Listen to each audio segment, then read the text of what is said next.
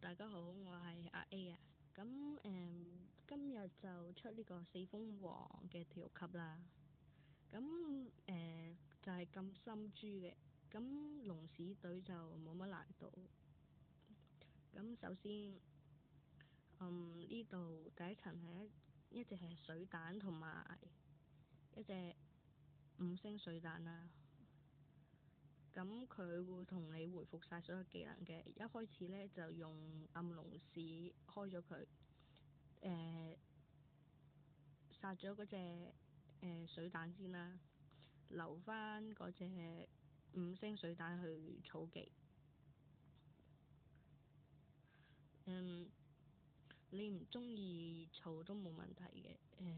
係預防你 GG 咗暗龍屎招技就冇咗，係儲翻啫。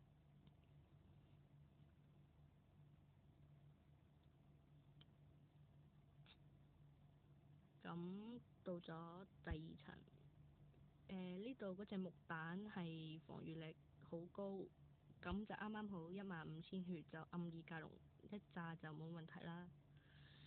咁同埋呢隻木蛋就打16000，係咪16000？好似係。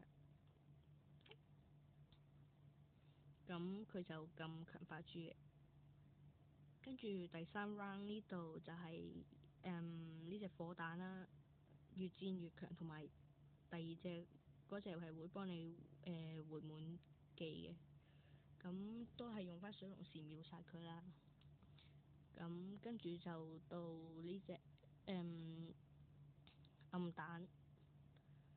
咁因為上一個係咯，打火彈嗰陣時，水龍屎招技仲有1 round，咁就用埋佢就秒殺咗隻暗蛋。咁呢隻蜘蛛就唔係先攻盾啦。咁如果你隊伍啦少過16500啦，咁就建議你帶翻蜘蛛去同佢俾佢打一下，然後就你可以發功啦。咁都冇乜難度啦。第5關都唔係幾難嘅，係有一隻你一定，如果你玩暗隊嘅話，就一定秒殺佢。就係右手邊嗰隻光彈啦。咁佢係將暗豬變成光屬性豬嘅。咁然後呢隻蜂后啦，就係有再生嘅。復活之後啦，就係防禦力、血量同埋攻擊力就係第一次形態嘅2倍啦。